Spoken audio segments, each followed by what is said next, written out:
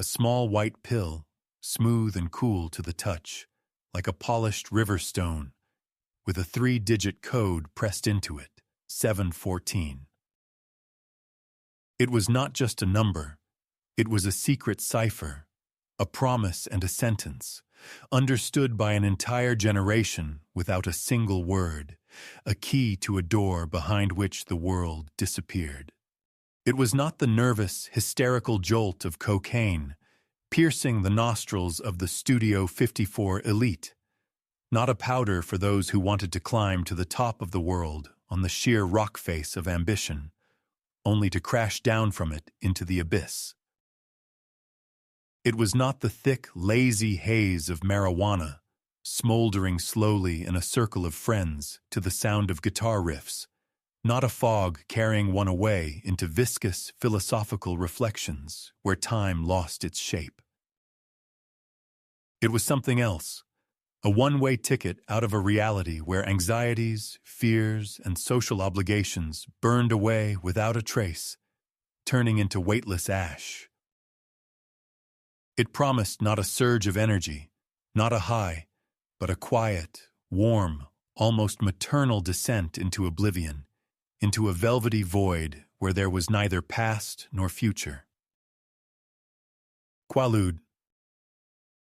In the underground language of discos and college campuses, it was called disco biscuits, ludes, lemons, or vitamin Q, names that sounded like an innocent game, like candies in a bright wrapper. One pill, and in half an hour, the sharp corners of reality would melt like wax in the sun. Anxiety would turn into a distant, unintelligible whisper, and the body, freed from gravity, would float in the viscous, warm ocean of its own bliss. Many described it as a sudden acquisition of sexual superpowers, the shedding of social shackles that felt like absolute primordial freedom, a return to the Garden of Eden before the fall. Add a glass of wine to this, a ritual known as luding out, and the sensation intensified to the verge of bliss, to a sweet dizziness that erased personality and turned you into a pure, pulsating emotion. For the generation coming of age at the juncture of the rebellious 60s and the hedonistic 70s, Quaalude became the embodiment of a dream, a short vacation from oneself that seemed absolutely, irrefutably safe. After all, it was prescribed by doctors in starched white coats, produced in the sterile factories of legal pharmaceutical giants. What danger could possibly lurk in this medical marvel, in this small white circle of science and progress? The answer turned out to be as simple and terrifying as an inscription on a tombstone. Deadly. People took it at parties, fell asleep with a blissful smile on their faces, lulled by the rhythms of disco, and never opened their eyes again, departing into an eternal sleep. Drivers on Mandrax, its British equivalent, turned their cars into uncontrollable projectiles, their relaxed limbs unable to press the brake in time, and they would ram into buses, taking innocent lives with them. The line between the desired euphoria and the paralysis of the respiratory center, leading to a coma, was thinner than a spider's web, especially when alcohol entered the game, turning the elixir into a poison. And then, its darkest, most predatory side was revealed. The pill that made people vulnerably uninhibited became the perfect weapon for those who preyed on the will of others. The love pills turned into a tool of quiet, unnoticed violence, a key that unlocked not only bedroom doors, but also another person's consciousness, leaving the victim devastated and devoid of memories. Decades later, the nation's idol, America's dad, Bill Cosby, would admit under oath that he obtained Quaaludes for a single blood-curdling purpose: to drug women before breaking their lives. But to understand how this small white pill went from panacea to curse, one must go back in time, to a stuffy laboratory on the other side of the world, saturated with the smell of chemicals and despair, where two scientists were desperately losing a war against a nearly invisible enemy. In 1951, in a research laboratory somewhere in India, under the dim light of a single bulb, the war against malaria was definitively and irrevocably lost. A mosquito buzzed in the hot, humid air, as if mocking human genius, while two chemists, weary, stared at another useless formula drawn on the board. Indra Kishore Kakar and Syed Hussain Zahir were not titans of science whose names thundered in world journals. They were simple soldiers on the front line of an invisible war, sifting through hundreds of useless chemical compounds in the hope of finding the one that would stop the disease killing millions in their own country. They did what chemists do day in and day out: mixed, heated, purified, tested, recorded the results in thick, worn-out journals, and started all over again. One of the hundreds of compounds they synthesized was methaqualone, belonging to the quinazolinone class, another line in a long list of failures. On paper, its molecular structure looked promising, elegant, and symmetrical. Theoretically, it could disrupt the life cycle of the malaria parasite, interfering with its metabolism. They conducted tests on malaria-infected animals and waited with bated breath for a miracle. The miracle did not happen. As a remedy for malaria, methaqualone proved to be utterly, depressingly useless, another arrow that missed its mark. But in the lab journals, among the records of failed tests, a strange note appeared, made almost in passing, as a minor observation. The test animals that were administered the drug became incredibly, unnaturally relaxed, their small bodies going limp in the lab assistant's hands. They didn't just fall asleep. They plunged into a deep, almost catatonic serenity, their muscles completely relaxing, and their nervous systems seemingly disconnecting from the outside world. In 1951, this observation did not cause a sensation or create excitement. The world was not looking for a new sedative. The market was flooded with barbiturates like phenobarbital and seconal, which doctors prescribed by the ton for anxiety, stress, and insomnia, considering them a panacea for the nerves. But barbiturates had their own dark reputation, their own bloody trail. The line between a therapeutic and a lethal dose was dangerously thin, like a razor's edge. The newspaper chronicles of the 50s were filled with reports of accidental and intentional overdoses. People desperately seeking sleep would fall asleep never to wake up, leaving behind empty vials and grieving relatives. Therefore, when Kakar and Zahir published their data on the sedative properties of methaqualone in a scientific journal in 1955, someone in the big pharmaceutical industry, flipping through the pages, took notice. A compound had appeared that promised the same calming effect, but with a much wider therapeutic window, the gap between the dose that heals and the dose that kills. By 1962, the formula, gathering dust in the archives, had attracted the attention of the American company Wallace and Tiernan. They saw a gold mine in it, immediately filed a patent, and began developing a commercial drug, anticipating huge profits and a victory over their dangerous competitors. But it was another American company that brought methaqualone its real, deafening fame and an equally deafening bad reputation. William H. Rohrer, Inc., from Pennsylvania, a family firm with an impeccable reputation built on the antacid Maalox, which was in every other American medicine cabinet, a symbol of reliability and safety. In the cool, oak-paneled offices of Rohrer in the mid-60s, the air smelled of money, furniture polish, and restrained ambitions. The executives were not looking at a chemical formula, but at a gaping hole in the sedative market, at millions of Americans tossing and turning sleeplessly, tormented by anxiety and willing to pay any price for relief. They needed a name that sounded like a lullaby, like a promise of quiet, something that could be whispered to an anxious patient, and they would believe it, calmed by the sound alone. They combined the English words quiet and interlude, and got Quaalude, a brilliant marketing decision that promised a peaceful island in the stormy ocean of stress. In 1965, Quaalude, containing a standard dose of $300 million of methaqualone, appeared in pharmacies across America. The small white pills with the company's Rohrer 714 stamp began their triumphant march. This number, a simple factory identifier, would soon become a street legend, a symbol of an entire era.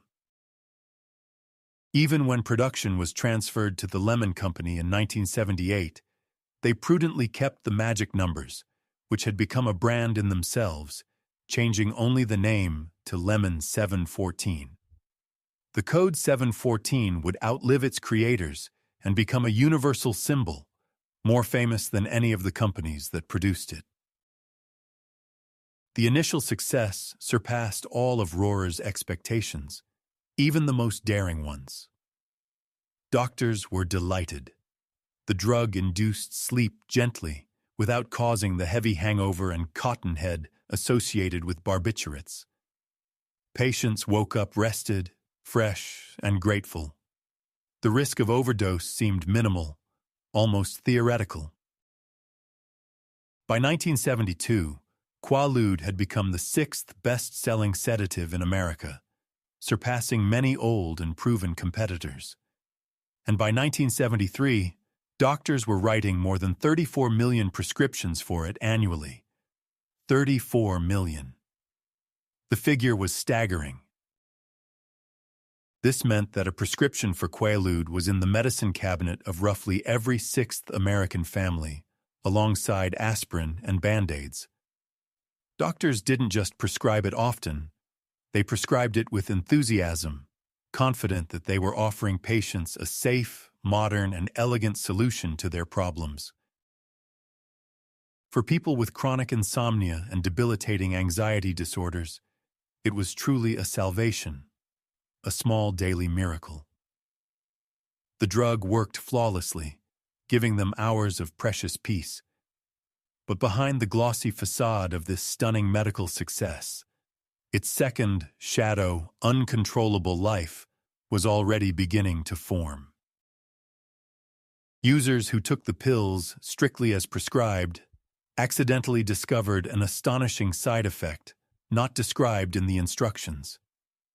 If one fought off the drowsiness, if one had a cup of coffee and did not succumb to the gentle desire to sleep, the drug delivered not peace, but pure, unadulterated, almost childlike euphoria.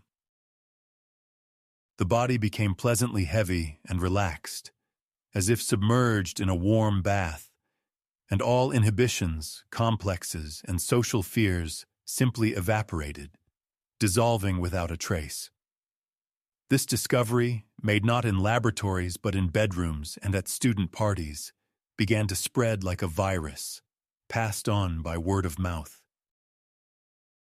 The pharmacists at Rohrer, focused on data about sleep quality, did not and could not have foreseen this. Their clinical trials were focused on sleep latency, depth, and duration. It never occurred to them to measure what would happen if a person consciously decided not to sleep. This gap in the data, this omission, would prove fatal. To grasp the scale of Quaalude's commercial triumph, one must understand the monster it was competing with and the promise it offered. Barbiturates, such as Seconal and Nembutal, had ruled the sedative market for decades. They effectively slowed down brain function, inducing sleep. But the difference between a dose for sleep and a lethal dose was negligible. Just a few extra pills, taken by mistake or in desperation, could stop one's breathing forever. Early studies of methaqualone, conducted on animals, promised a true revolution in safety. Its therapeutic window, the gap between an effective and a lethal dose, seemed significantly many times wider. Theoretically, one could miscalculate the dosage several times over and survive, which was nearly impossible with barbiturates. This seeming safety became the main trump card in the marketing war, the primary argument for doctors. Rohrer's sales representatives, young, energetic men in perfectly pressed suits, armed with charts and studies, stormed doctors' offices across the country. They spoke of efficacy, of low risk, of patients waking up without the cotton-headed feeling common with barbiturates, ready for a new day. For any doctor who had seen the consequences of barbiturate addiction or accidental overdose, this sounded like music, like a deliverance from professional liability. Moreover, early data indicated an extremely low potential for addiction, which was another powerful argument. It seemed that the drug could be taken for a long time without the risk of developing severe withdrawal, without turning the patient into an addict.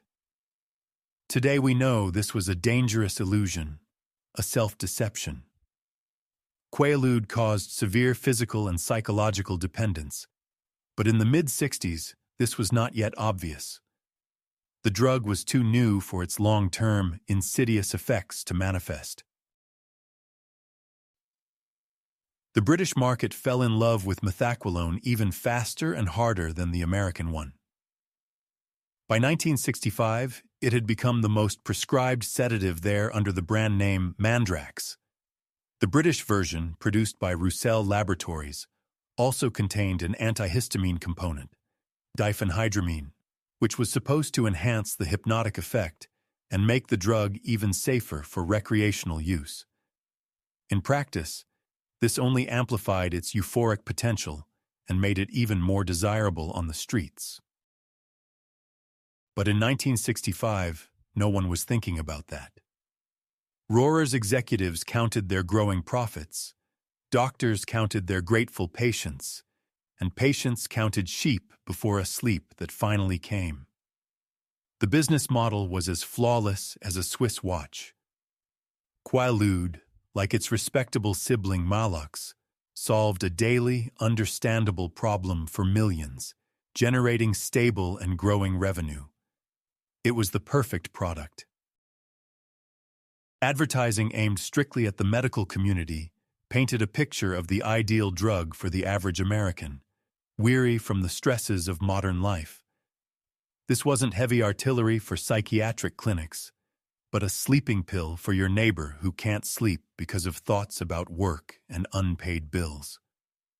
This strategy of normalization and domestication made it socially acceptable and ubiquitous. But beneath the glossy surface of this success story, ominous, ugly cracks were already beginning to show. The first warning signs came from the very same doctors' offices that had been singing the drug's praises just yesterday. Patients began asking for new prescriptions ahead of schedule, complaining that the previous dose wasn't working anymore, that they needed 2 pills instead of 1 to fall asleep. This was a classic sign of developing tolerance, the first step toward full-blown addiction. More sinister news came from hospital emergency rooms, especially on weekends. Young people were increasingly being admitted in unconscious or semi-conscious states, with slowed breathing, having mixed Quaalude with alcohol.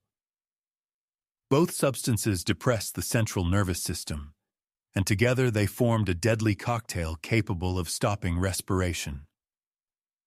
But at first, these cases were attributed to the recklessness of the patients, to youthful foolishness, rather than to the inherent danger of the drug itself.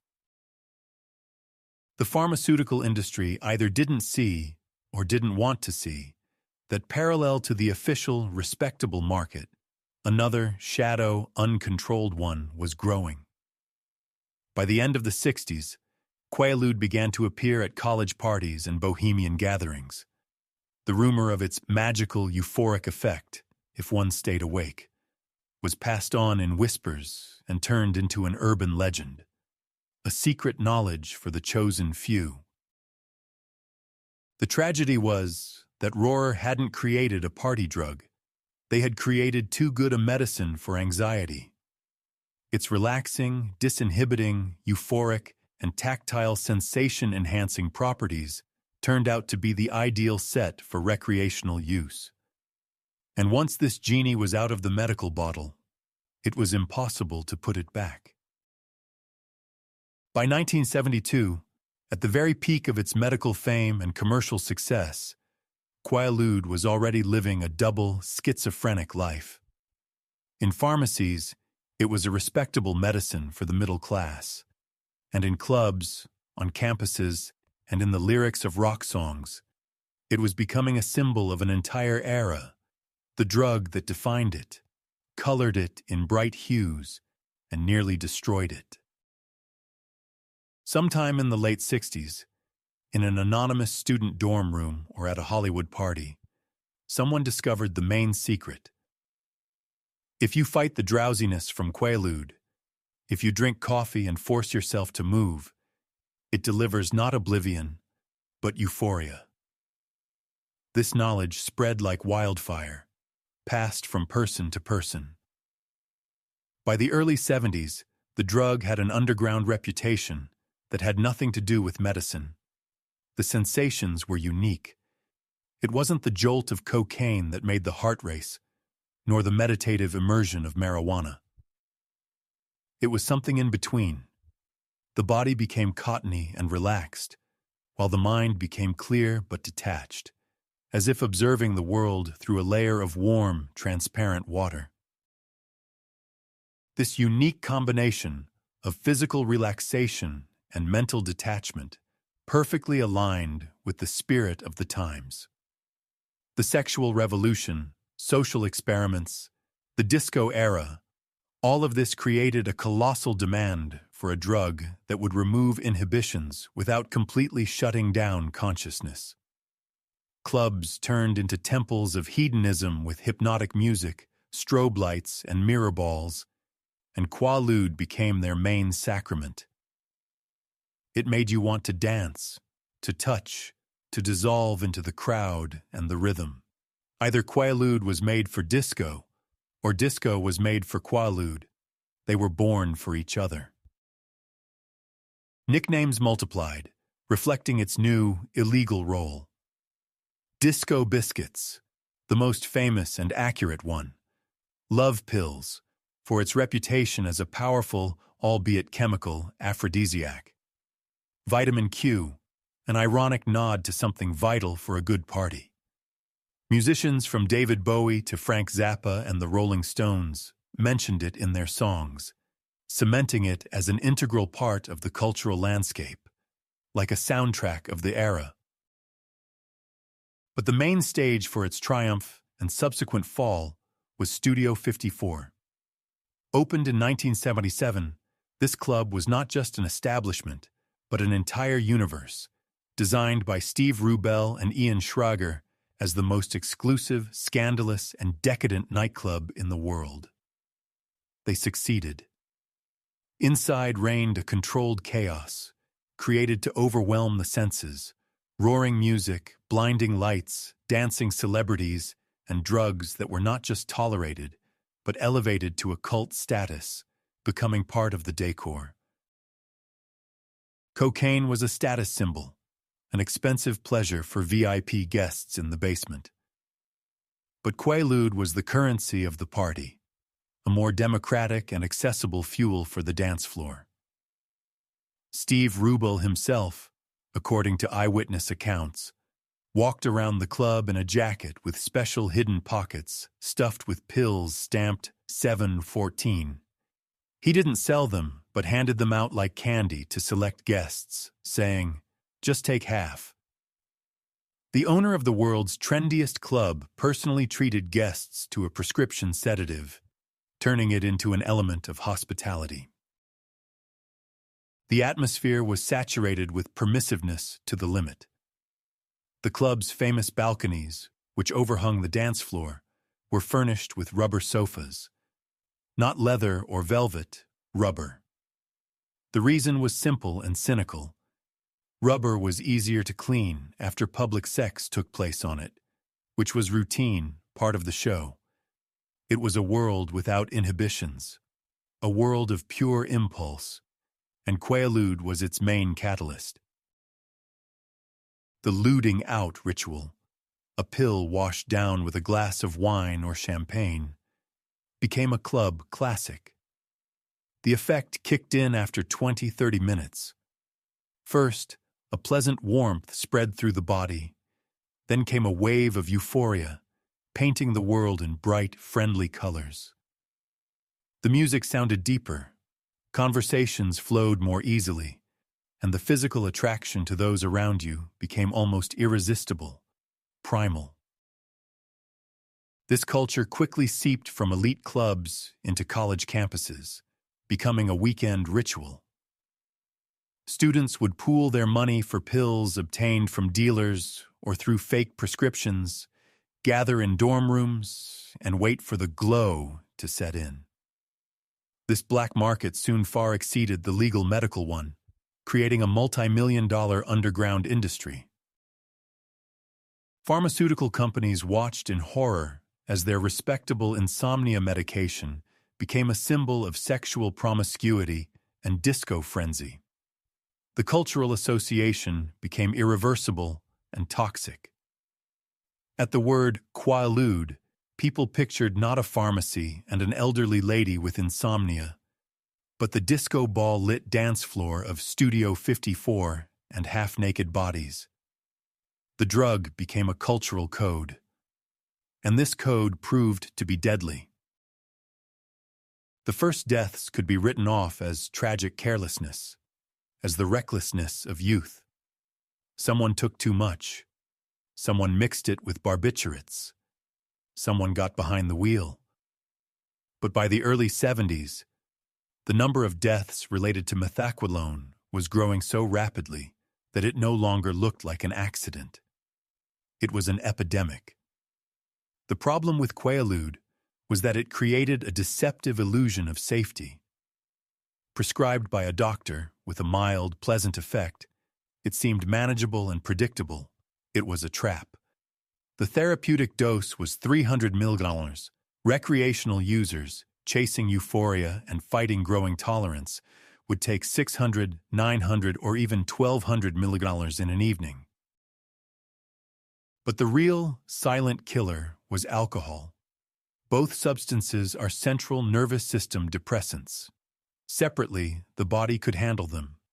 Together, their effect was not additive but multiplicative, turning into a deadly poison that simply shut down the part of the brain responsible for breathing.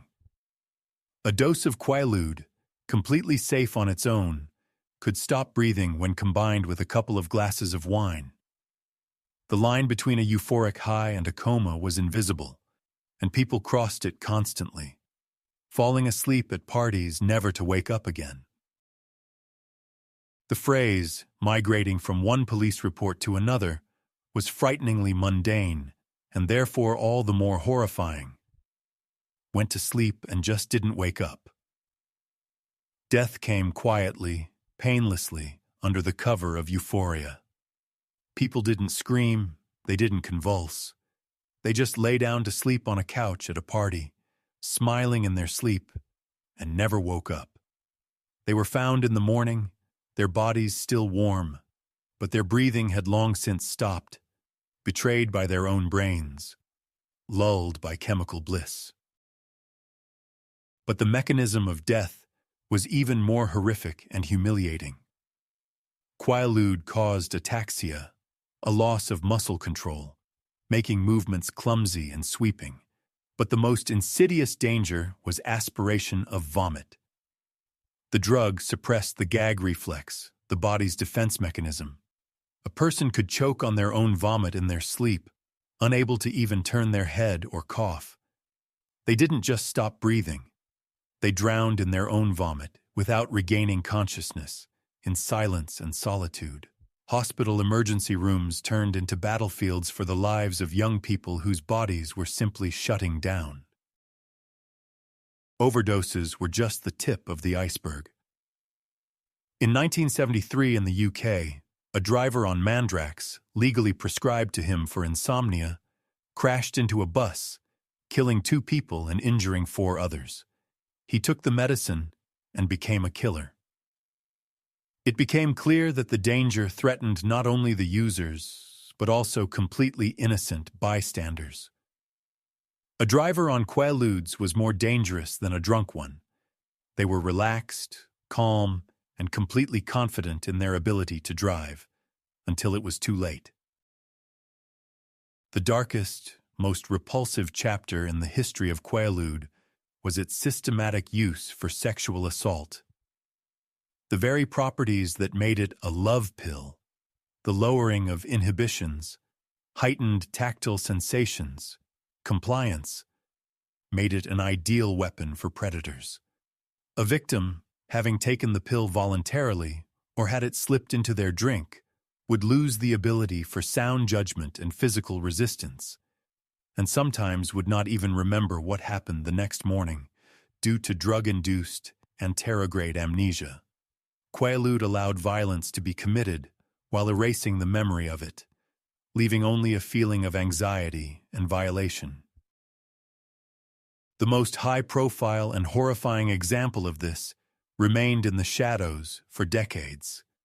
Bill Cosby, America's dad, the good-natured television host beloved by millions, systematically used Quaaludes to drug women before raping them. His admission, made years later under the pressure of dozens of accusations, only confirmed what had been whispered about in those years. Quaalude was a predator's drug, a quiet and effective tool for subduing will. By 1973, the Drug Enforcement Administration, DEA, could no longer ignore the avalanche of evidence: coroner's reports, traffic accident statistics, victim testimonies. Methaqualone was moved to Schedule II of controlled substances, recognizing its high potential for abuse and dependence. This should have been a wake-up call for the industry and doctors. Instead, as legal prescriptions became harder to obtain, the black market exploded.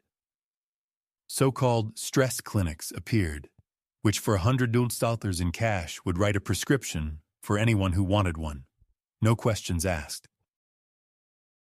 And then the market was flooded with a stream of counterfeits.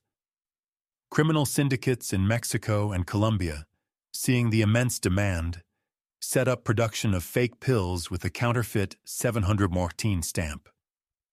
These pills were even more dangerous. Their dosage was unpredictable, and sometimes, instead of methaqualone, they contained unknown and poisonous impurities, such as Valium or even strychnine. Every death from such a counterfeit cast an indelible shadow on the Quaalude brand and its legal manufacturers. The Rohrer Company, which had built an empire on trust and safety, watched in horror as its creation became synonymous with death, violence, and crime.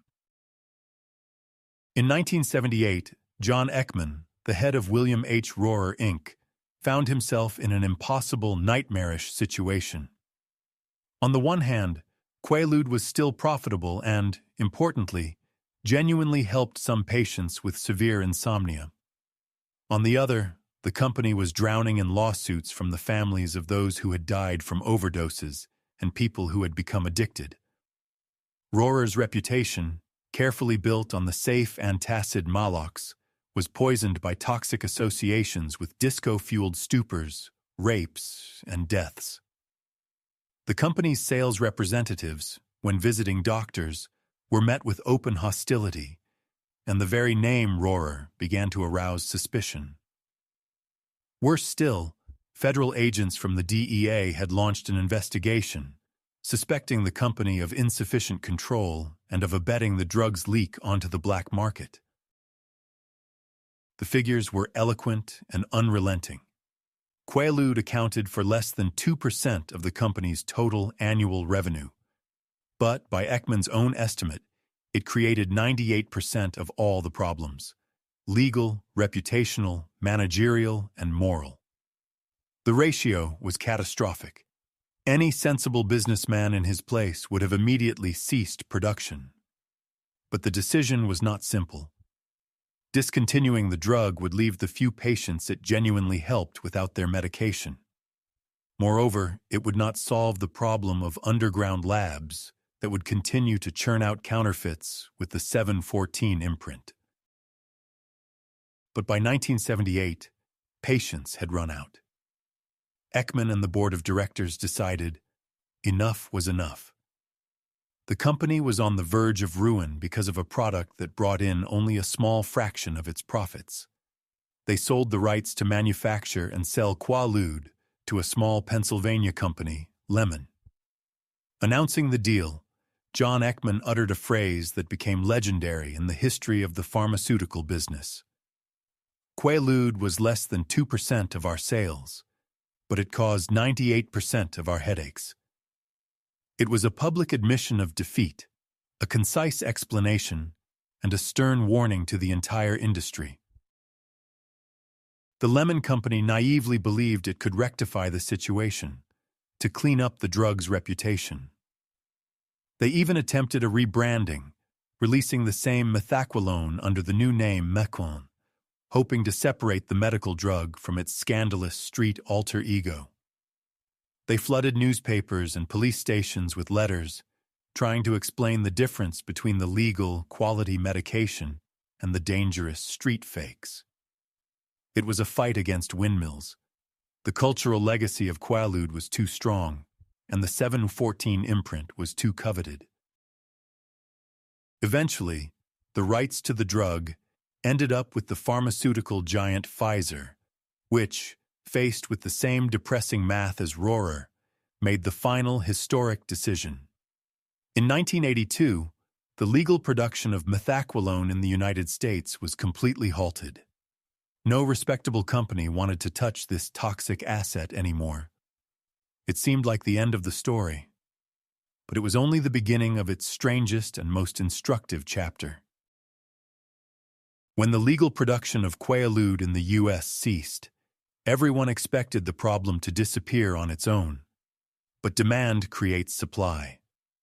The black market, deprived of its legal source, only grew stronger and more aggressive. In 1984, President Ronald Reagan signed an order moving methaqualone to Schedule I of controlled substances, the strictest category, which includes heroin and LSD. This meant official recognition that the drug had no proven medical value, only a huge potential for harm. But this stopped no one. Underground labs in Mexico and Colombia worked at full capacity, and pills with the coveted number 714 continued to flood the streets of American cities. The DEA conducted raids, arrested dealers, and burned tons of confiscated product, but it was like bailing out the ocean with a spoon. It was then that an obscure bureaucrat from the DEA named Gene Haislip stepped onto the scene. He headed the Office of Diversion Control, a dull, unheroic division that tracked not the drugs themselves, but the legal raw materials for their production, precursors. Haislip, a man with an analytical mind, understood what his colleagues in the field, who were chasing drug cartels, did not see. You couldn't win a war against a hydra by cutting off its heads, which would just grow back. You had to poison the well from which it drinks. The idea was brilliant in its simplicity. If international access to the chemicals needed to synthesize methaqualone was cut off, its production would become physically impossible. This strategy had never before been applied on such a global scale. Haislip had to convince governments and chemical companies around the world, in India, China, West Germany, Hungary, to voluntarily restrict the export of perfectly legal substances, such as anthranilic acid. It seemed like an impossible diplomatic mission. He began his odyssey. He flew from country to country, meeting with officials and businessmen, persuading them to help America solve its domestic drug problem. His pitch was diplomatic, yet insistent and unambiguous. Your chemicals produced in your factories are killing our children. Help us stop it. At first, many countries were skeptical. Why should an Indian or German company lose profits and complicate its logistics because of problems in American nightclubs? It seemed like an interference in internal affairs and free trade. But Hyslop was patient and persuasive. He offered intelligence sharing, technical assistance in combating their own drug problems, and created international working groups.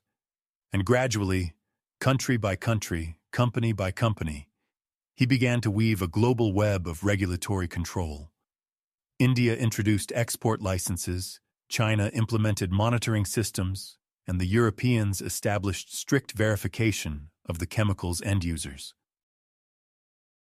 The effect was not immediate. Criminal syndicates tried to find workarounds, synthesizing precursors from other substances.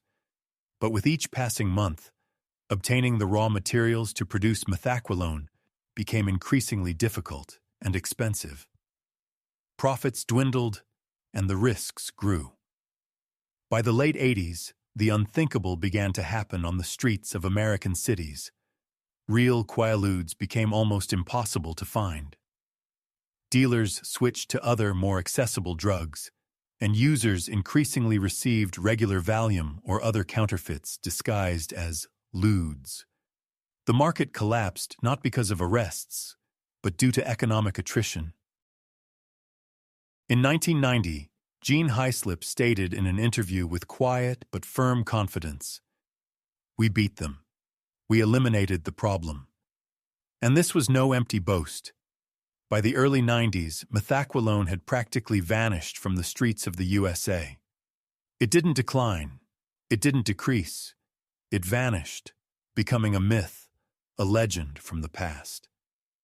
It was the only unconditional and complete victory in the history of America's war on drugs, achieved not by special forces with automatic rifles, but by dull international bureaucracy and chemical control.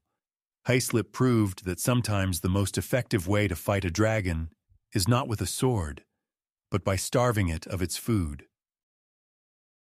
In 2013, Martin Scorsese, in his film The Wolf of Wall Street, resurrected Quaaludes for a new generation.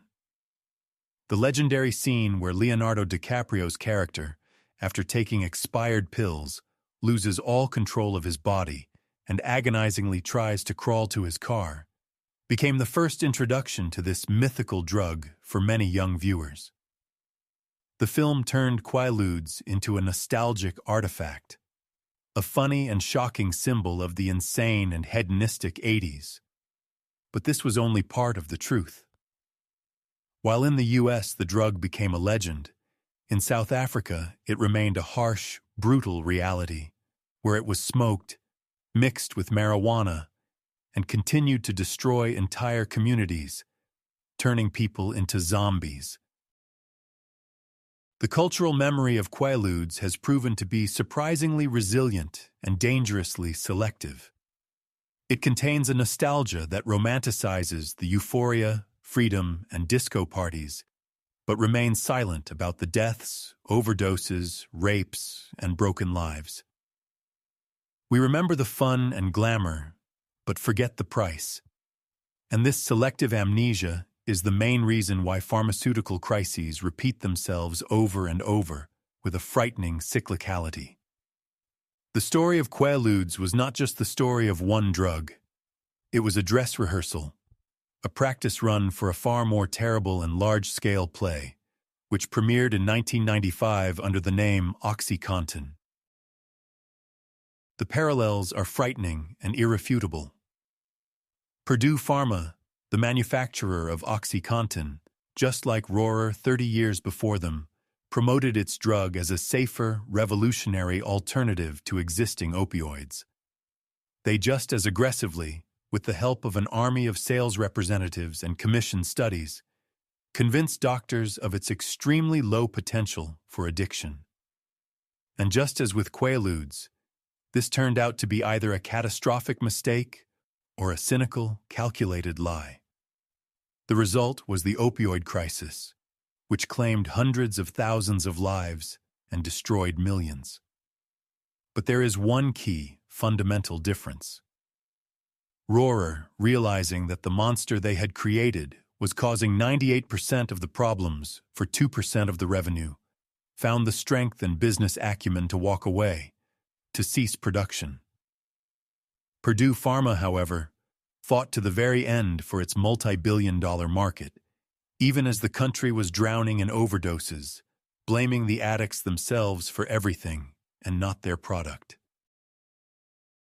Why? Partly, it's about the incomparably larger sums of money that turned OxyContin from a medicine into a financial instrument of unprecedented power. Partly, in the evolution of corporate culture, where profit definitively and irrevocably became more important than reputation and human lives. But the main reason is that we as a society never learned the main lesson of Quaaludes. Sometimes a drug is too good at what it does. Sometimes the line between treatment and a high, between relief and addiction, is so thin that it's impossible to keep it within the bounds of medical use. And sometimes the only responsible choice for a manufacturer is to cease production, even if it is legal and profitable, because the social cost becomes exorbitant, unbearably high. Rohrer's decision to withdraw was not an act of altruism, but a cold, pragmatic business calculation. But it stopped the flow of the legal drug onto the market and created unique conditions for the success of Gene Hayslip's quiet, invisible strategy. It was a rare example of corporate responsibility, albeit a forced one. Quaalude disappeared. The disco era ended. Studio 54 has long been closed and turned into a theater, but the thirst for escape, the hunger for oblivion that it so effectively quenched, remained. And the pharmaceutical industry, with its short memory and bottomless pockets, will always be ready to offer a new, safe elixir. The only real victory in the long war on drugs was won not by force, but by removing the substance itself from the market. This is the forgotten lesson of Quaalude. The only question is whether we will ever have the wisdom to apply it again.